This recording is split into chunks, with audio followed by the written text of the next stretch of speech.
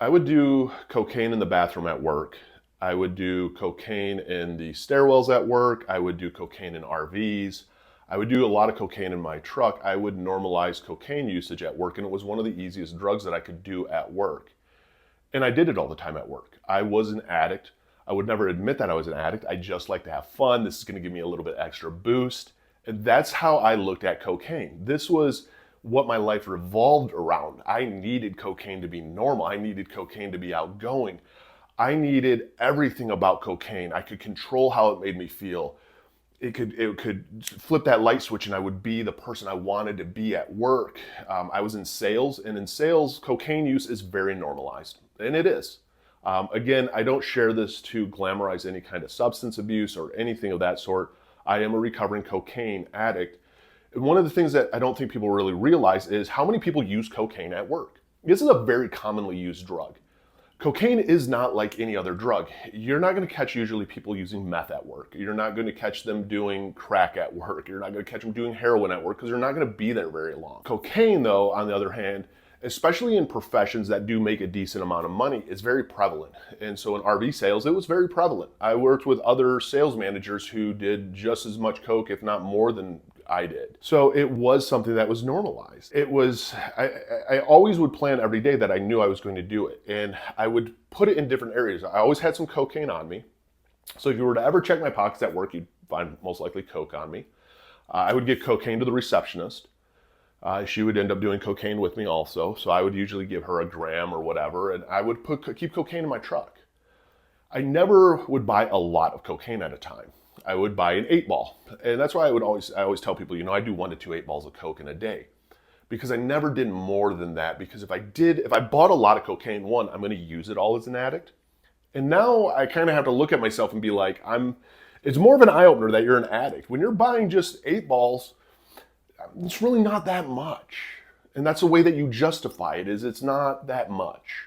And now I'm going to go through that. Now maybe I have to hit the plug up. And yes, I had dealers before just say, dude, why don't you buy a bunch more, whatever. I can cut you a deal if you buy more. But if I bought more, there's a part of me that knew I couldn't control it, so I would use it all. And then I would almost have to admit that I'm an addict. Like, I'd have to admit I really have a problem with this. And I don't even think some of my dealers knew how much of a problem with this I had. Because I had a lot of different dealers I would go to. So I would have it spread out throughout work. And I would usually do cocaine in the bathroom, was the most common place. If I was at work, I would go into the handicap stalls. And I usually go into like the public bathroom. Not like the employee bathroom, but like the bigger multiple stall bathroom. I'd go into the handicap stall, and I would do a couple lines. And it was like I had more control. You're in the corner. I could hear people coming in and out. No one ever really always went all the way down. And so I could just sit back there and I could do a couple lines of coke. The next common place I would do it would be in my truck. I always did coke in my truck during like breaks. I would get in like golf carts, go drive my truck. I would do a couple just key bumps off of it. But I could never do a whole lot. And my addict brain was, if I do a bunch, I'm not going to have to do it again for a little bit. I mean, that's how sick we are as an addict. Like, if I do a whole lot of this, I'm going to be okay for a while, and then I won't have to make as many trips. It never worked out that way, but that was my thought process. The receptionist would have it because it would always also give me a reason to talk to her. Her name was Casey. She was like 19, 20 when I worked with her. She was 19, and then I celebrated her 20th birthday with her. I was having an affair with her. I liked her as a person. She was really cool, a lot younger than me. She did enjoy doing cocaine as much as me. And it was one of those things like we would do, I'd give her a break or whatever, and she'd go and she'd do some coke, and she would send me, topless pictures or whatever from the bathroom. And then I would trade off with her and swap bags and go up and do some, then hand it back to her. And so it was kind of my way of like keeping myself in check of like, okay, I'm not going to do it all at once because somebody else kind of has it. And it would make me like question, like, am I going too often to get this bag? And I never give a ton. So these were the most common. Sometimes I would also have coke and I would do it in RVs. The main reason I would do it in RVs is I could hot plate it. And if you don't know what hot plating is, it's heating up a plate. And when cocaine touches it, it actually kind of like evaporates some of it and some of the cutting agents, and it makes it more of a powder. So you can chop it up and make these lines a lot easier, especially if it's heavily cut. And so it was an easy place to hot plate it, especially if it wasn't the greatest of cocaine. A lot of my cocaine I would get in bags, but I get a lot of it actually in paper because I would eat the bags, or I'd lick out the bags afterwards, or if it was paper, I would just eat the paper. And that's how sick I was with this drug is, I mean, doing it in the bathroom and where I would do it, I always made sure I had water available because as soon as I would do it, your nose is kind of blocked up, and I would take some toilet paper out of the bathroom stall, I'd walk over to the sink, I'd wet it, and I would snort the water through the toilet paper into my nose and get my sinuses blown out. And then I would take a paper towel usually and blow my nose, rip that piece of the paper towel and just eat it. But I wasn't an addict, but that's what I was doing. So looking back at it, it goes to show you how sick and obsessed with substances we get. And that's how it is for every drug. I've talked to so many different addicts out there, and all the weird stuff we did as an addict that to us was normal. To me, it was normal to eat the paper towel or tissue or whatever I blew my snot into because I knew there was cocaine in it.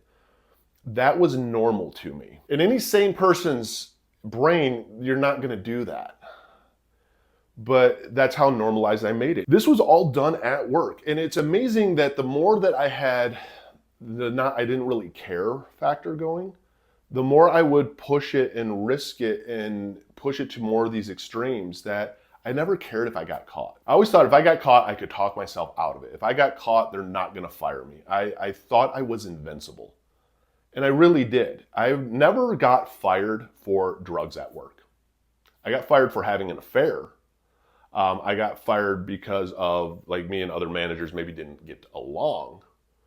But I never got truly fired for drugs or alcohol at work, which blew my mind, and I knew that. The last time that I got fired, I got fired because I had people reporting me for having an affair with a receptionist, and I worked with my ex-wife at the time. And so I could lie, though, always to my ex-wife and say it was about alcohol and stuff like that. And it was amazing. I would have trouble hiding the alcohol side, the affair side, but for some reason, the cocaine side never got brought up, so I just never worried about it.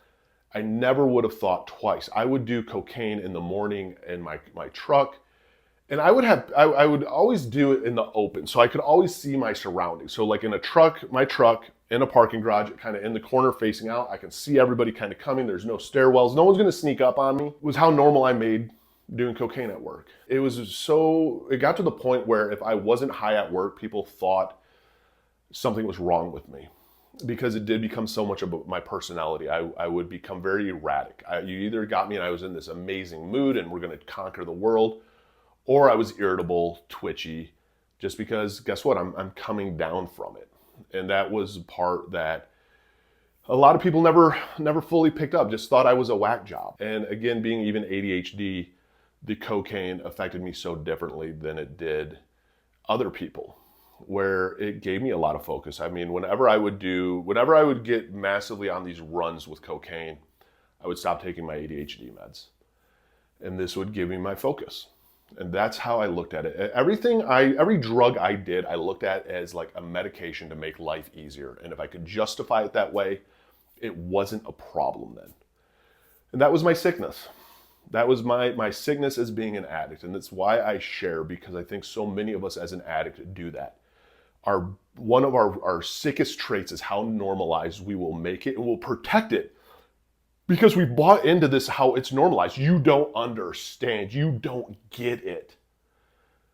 And we take this aggressive stance to it because you don't get it. You don't understand.